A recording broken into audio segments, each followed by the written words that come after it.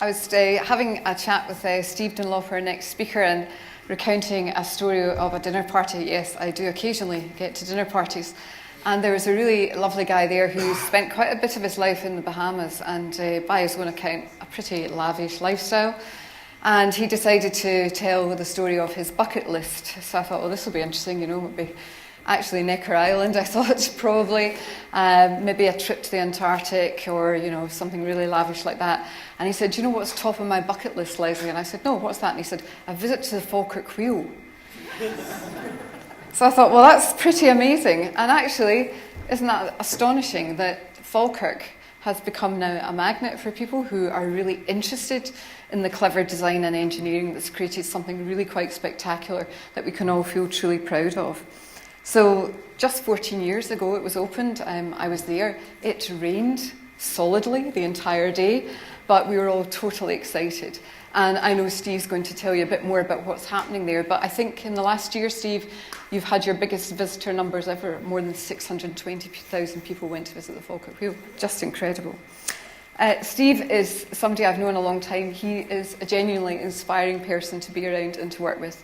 So I've known him since his days at Falkirk Council. He's worked at Newcastle City Council, and 2003 he joined what was then British Waterways Scotland as their director, part of a big UK-wide organisation, now a totally standalone body. It's ours, it's Scottish Canals. And Steve and the team there are doing some really, truly amazing things. We all have heard of the Kelpies. I'm sure most of us have at least seen them as we've been driving by. But Steve is also somebody who is playing a wider part. So I think, like Rod, he isn't just doing what he does for his day job. He's very active in our tourism sector, is on the board of Visit Scotland. In fact, has the kind of owner's job of chairing their audit committee too. So I know you're going to be really interested in what he has to say. I think those connections have been very physically made by the canals across Scotland and through some of the really exciting things they're doing. So please give him a big warm welcome, Steve Dunlop.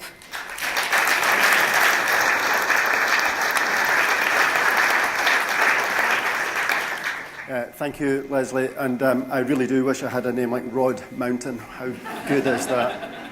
I've been with Scottish Canals just over 10 years, longest time I've ever been in any job, and it's because of the change and the kind of reform agenda we've been involved in that I'm as interested and passionate about what we do today as I was when I joined. But people talk about Kelpies, people talk about Falkirk Wheel, but actually the business that I'm involved in created this.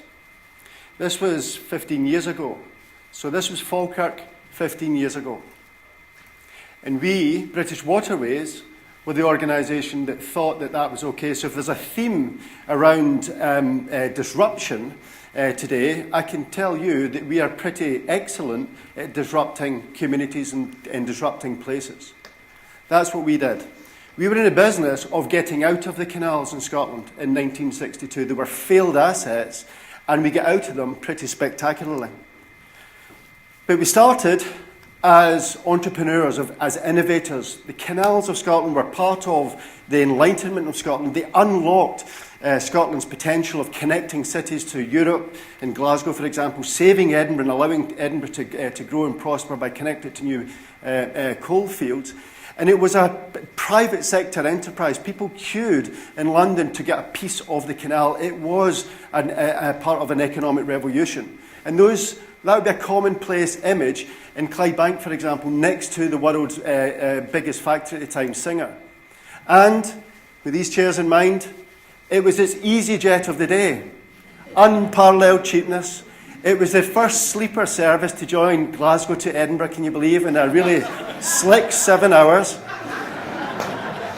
But that was game-changing. It took 12 hours before that, so how cool was that? And if that was the EasyJet of the day, it was also the Ryanair of the day. Now, I want to know who the entrepreneur was that got these guys. I think it was a free drink somewhere. But that would be a Sunday afternoon on the Lowland Canals in Scotland. And again, those are the kind of rich images of some of the craft that would have been on the canals in those days. But again, if you look at that graph, we had this fantastic period of growth and then this chronic decline. And the decline was a heavy decline. when the economic architecture of Scotland began to change and the coal mines and all of that began to no longer have relevance, then the canals became fundamentally redundant. And in Scotland, they became like this. And in England and Wales, they didn't. They held on to them. They saw a future for them. But in Scotland, that's what they became. And this absolutely in our lifetimes, this isn't a distant time ago. And that was the Monkland Canal, the M8. And we were really keen to give away our canals. We would do this at weekends. We gave away the Monkland Canal to become the M8. Anybody who wanted a piece of canal could have it for nothing. And if they didn't want it, we would fill them in. But, and this was round about 1996, the civic Scotland, people of Scotland, people of the communities that lived in these places said, enough. We've had enough of what you're doing to our communities. And we're going to stop you. We are going to stop you, British Waterways, this big entity, people who think big things somewhere else, we're stopping you. We're stopping you filling these in, and they would stand up in their waste and mud at weekends and stop us bulldozing these material in. And this was a wee, I don't know if you can read it, a wee mural in Maryhill. Our canal, our future. So, there was a shift, and I won't go into it in detail, but there was a massive shift. A momentum started to build in civic community that forced the Strathclyde Regional Council, a big organisation today, to say in its future the canals have to be protected. And then there was a whole sort of thing, a whole range of things happening about protection. And then British Waterways woke up and said, okay, if this is inevitable, then we're going to begin to get into that space. And we're going to work with communities. And this is just a wee example. This is in Falkirk. In Falkirk, where the Falkirk Wheel is, there used to be a tar factory. And that tar factory went on fire. The whole tar factory went on fire, and it poured literally into the canal. If the canal hadn't been there, a whole community of Camlin would have been in serious difficulty. And that was the site after it was cleared. And it was the community, that puddle there, folks who had a boating interest got their wee boat, and they sat in that puddle and said, we think there's something possible here. If you really think about it, British Waterways, we think we could do something here. We could create a wee basin. Well, together, we began to do more than a wee basin. And that's that puddle today. And that was part of the Millennium Link. And it's a piece of infrastructure that today has an enormous contribution to the local area.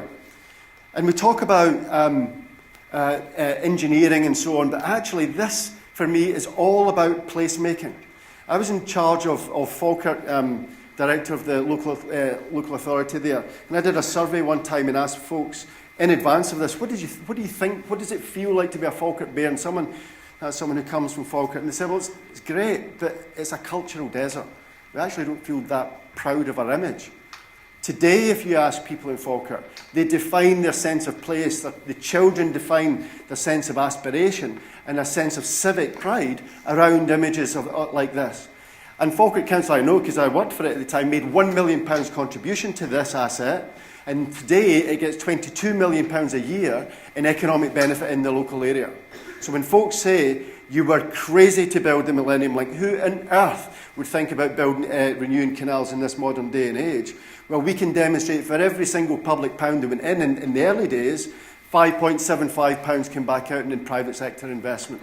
So these have really been tremendous turnaround, regenerative initiatives. And if we did it with the Falkirk Wheel, and if it wasn't for the Falkirk Wheel, we wouldn't have gone any further, but we did it, and therefore we began to build civic confidence. And the Millennium Link kind of ran out of money. It didn't finish the last bit. And the last bit was important to finish because getting access to the Forth and Clyde Canal from the east coast up the River Forth meant this. So the River Forth and the River Carron come together. There's a tide that goes up and down, and it's about 5 metres a day. And the window of opportunity to get a boat into the canal meant you had to go through 4 obstructions like this. And folks didn't fancy it. Now, so we came up with an idea that said, okay, let's finish the canal, but that's the easy bit. Actually, when you stand back and look at that whole area, there was this 400 hectares of land in between Grangemouth and in between Falkirk. When you looked at those 10 communities and the economic conditions of those 10 communities, you wouldn't imagine that they were living in an economic zone that was the heart of Scotland's industrial community. Those are the worst affected communities in Scotland, close to as bad as some parts of Glasgow I'm going to talk about in a minute. So they weren't benefiting from oil prices. They weren't benefiting from all that high-value wages. People who were in the factories and in the petrochemical sector living in Lithgow or Edinburgh or Stirling, they certainly didn't live here. So with us, between us and the council, we said, let's change this place. Let's make this place that separates Grangemouth and Falkirk into a joining space, not a separating space. Let's not pretend it's Greenbelt just because it's got some trees on it. Let's fundamentally transform it. And we bid together into the big lottery fund for 25 million quid. 750 applications, and we won it. And we won it because we come up, not we, British Waterways, but the community of these 10 communities, the people, the children of these communities, come up with a better idea. And I'm not going to go into this in detail, I haven't got much time, but they come up with, that's a gateway to Scotland. Not that thing that you saw with the boat going through. So now when people arrive in Scotland, instead of being shit scared about getting their boat under sewage pipes, that's what they get. Okay, and we're quite proud of that, and therefore that is a transformational investment. We spent £43 million on the Helix Park, 400 hectares, and no one, apart from the Taxpayer Alliance, early on slagged us off about spending £5.5 or £5.7 million on these Kelpies.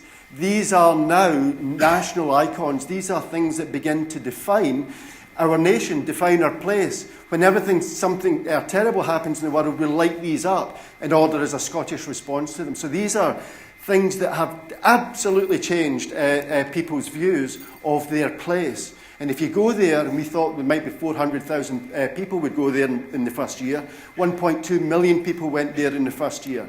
And the vast majority swimming in we don't like it, but they swim in the lochs there. It's mental, but it is just a really, really fun place to be, and you just hear the noise, the hubbub, local people loving their place, welcoming people, outside of their place into their place, a pride. And what's the value, the GVA contribution to that? And now to Glasgow. Port Dundas, that whole historic thing, Port Dundas, and I'll show you in a minute, was where Glasgow's economic engine was 200 years ago. It fell into decline. We call it North Glasgow. This is 2 minutes walk from Cowcaddon's underground station, if you know it. And Cowcaddon's underground station is 3 minutes away from Sucky Hall Street. So, this is 5 minutes away from Sucky Hall Street, one of Scotland's busiest streets. But that is a road that is the only access to what we define as North Glasgow, and I'll show you the map in a minute. And I would, go down there for my lunch down to Sucky Hall Street, because our offices is about 5 minutes away on the other side of this, and you'd see women with prams in the weekly shop going through this, and this is it on a good day. That's the M8 on top of it, and the water pisses off that and all gathers in this underpass, and we think that's all right. So we said, we're interested in the canal, but actually we're not really interested in the canal, we're interested in North Glasgow, because any measure of North Glasgow is the worst in Glasgow, it's the worst in Scotland, it's the worst in Europe. And I'm not talking by a bit, I'm talking about a country mile. Men in this area can expect to die at 57 years old, typically. So they might as well be 100 miles away from the economic entity of the hub of Glasgow than 100 yards. So we felt we had to change that. So we went to the Transport Minister and said, give us £2.5 million and we'll fix it. And he said, fine, I trust you. Gave us £2.5 million and we spent it on a big red carpet and metal petals called, the Phoenix flowers called the metal petals. Folks in New York and in Moscow were going mental, saying, how many hospital beds have you wasted money on spending on daft things like this? Are you nutters? Yep. Yes, we are. So that red carpet then joined up from Cowcaddens under the M8 and connected into North Glasgow. And we said to everyone, this will change, believe it. Because actually we are giving a signal here that we love this place, that we are proud of North Glasgow, and that we are brave and aspirational about North Glasgow. And this doesn't work, but in that very bottom right-hand corner is where that red carpet with natural wildflowers all grew and connected into this estate. Now, we own all this estate. And the first job I did when I joined as British Waterways was to rip up £2.5 million of investment, which was to flatten all this and build 1 and 2 bedroom flats for the whole area. So we decided we were going to create a funky, creative hub in this area because the only people living in here were creatives, people who performed and rehearsed the arts. Remember, this is only 7 minutes away from where all the art in Glasgow is performed. This was where a little bit of it was being made. Well, with the metal petals, with our decision to think again, to engage with local communities, that's it today. And you couldn't stop this investment in the creative sector in this community if you tried. You couldn't stop it. Glasgow has 33,000 people working in the creative sector. It's the biggest creative community in the UK, if not in Europe. And these people don't go where Scottish Enterprise say, come, here's a creative place, it's called the River Clyde. They go to funky, edgy places just on the edge. And that's what we've been able to create. So we own all the land, we've owned most of the buildings, and we've created an environment where creative people feel that they can work. That was Spears Wharf probably 15 years ago, and that's it today, reclaimed, but it was a gated community. So we began to change that gated community. Next door to it was a former whisky bond became a mushroom factory. And that was it 3 years ago, and as British Waterways, we were told to sell that, knock it down. It's worth nothing, 110,000 square feet of accommodation. But we said, we're not knocking it down, we're going to invest in that. And we did it took more time to create the economic model and the legal agreements to convert this and spend only £4.5 million to do it. And we haven't spent 1 penny on marketing. And it is full. 55 new businesses in there, Glasgow School of Art, and it is fantastic. I don't know if anyone heard BBC Radio Scotland last week. They were interviewing micro businesses about what should the next government do for them. But what the overwhelming energy that came out is that we're meeting like-for-like people, we're collaborating with each other. There's folks in here who are supplying the space industry with technology.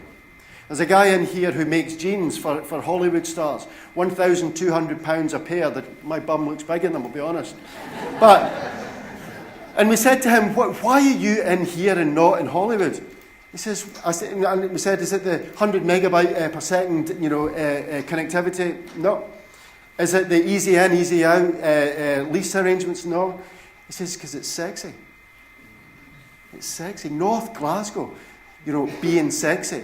You read about the stuff that's happening in here in New York. I promise you, it is such a fantastic place. And instead of a symbol of degeneration, it's now a symbol of regeneration. Those are just some of the businesses in there. Again, not 1 penny spent, and there's a queue for folks to get in there. The universities on a Friday afternoon is fantastic. If you go there on a Friday afternoon, you see some of the small business coming with crates of beer, wagons of beer, all coming in and going up the lift. And what they're doing is that at the end of the week, they all sit down, have a drink, they make food, and the universities, the investors come to them. Instead of them having to go to a university and learn about something. People are saying that's a place where the future businesses are growing. So please be my guest, come down and I'll show you around about the place. That's the end of Portland Dash. That's what it used to look like. This was the world's biggest cooling tower. That's what drove the Glasgow trams, much more successful than the Edinburgh ones, I'll say. And that's what it looked like. Okay, so we had that. And now the guy in here, Richard Miller, is a director of Scottish Canals. He came up with this idea about talking to paddlers. And North Glasgow in this area is a no-go area. So Richard came up with a mental idea about talking to kayakers and saying, do you fancy kayaking in the next power station lagoon? And they all did.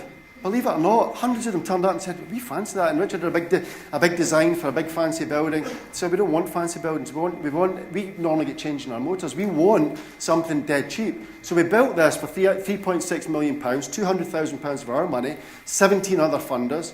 And that is now, and we did it to become an attractor, to make a no-go area a go area. And 24,000 people last year came along and kayaked in this place. It is an elite facility that people who compete in the Olympics come and train in, but it's also a community facility for the Waynes. You see people going up with their lilos, to get down the rapids.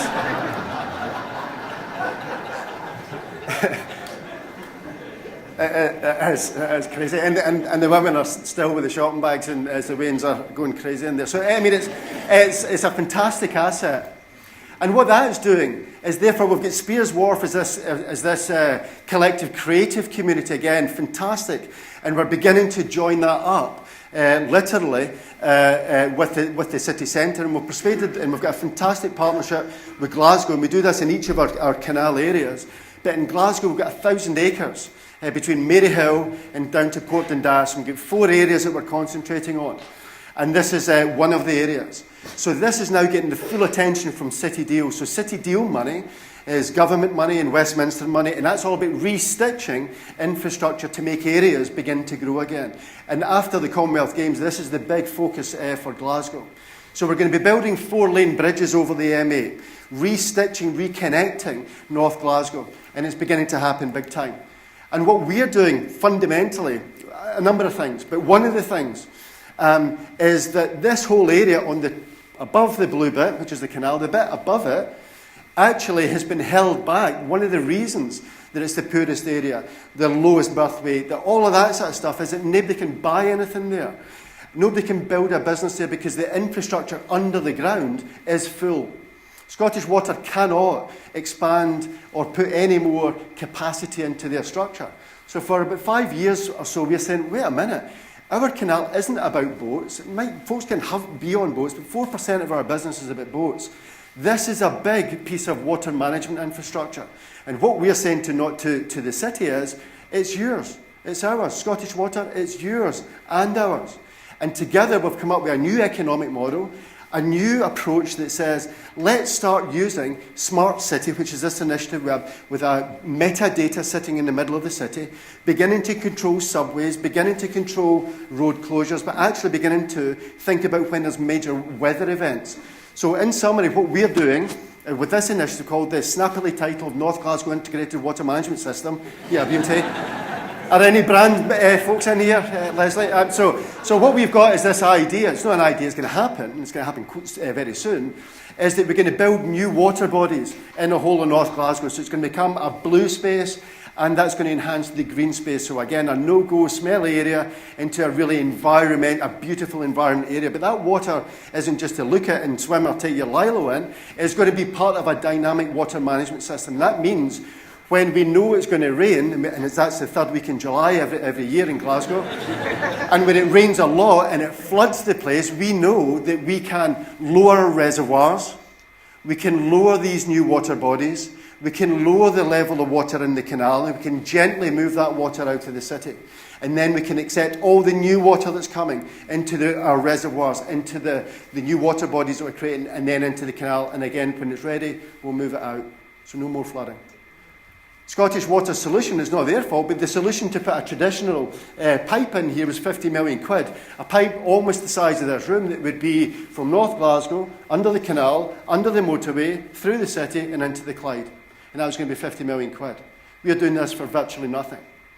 But what we have been doing as a business, and we are a business, is that we've been buying up all the land round about it. We've been buying up all the business parks round about it, and we've created a joint venture with Aviva called Big Regeneration. So we own the canal, we own the land, we're getting master planning, we're changing the value, we've got a development vehicle, and therefore we are creating value, but we're capturing value, and all the profits that we make get recycled back into maintaining the scheduled ancient monument. So there's a big circular economy in there. And that's the master plan for Sight Hill. That's the Port Dundas that I was talking about. And all of this is underway right now. So North Glasgow will look like that in a very short period of time. And if you know Glasgow, the former Diageo site, it's the highest point. It's called 100 Acre Hill. I don't wonder why. And it's the highest point of Glasgow. Well, we're master planning that at the minute to build a hilltop village in Glasgow, right next to the canal. It'll be mixed use next to the canal. But we're going to, our intention with our joint venture partners is to bring a new product, a new housing product to Scotland called custom build. So you'll be able to, a bit like in the continent, you'll be able to have different house types, different fronts, different sizes, all within a very extensive palette. So this will be creating new places where people can come and live next to the canal. It'll be absolutely fantastic. So in short, we've gone from a business that does this to folks to something that is kind of proud of doing things like that. Thank you very much.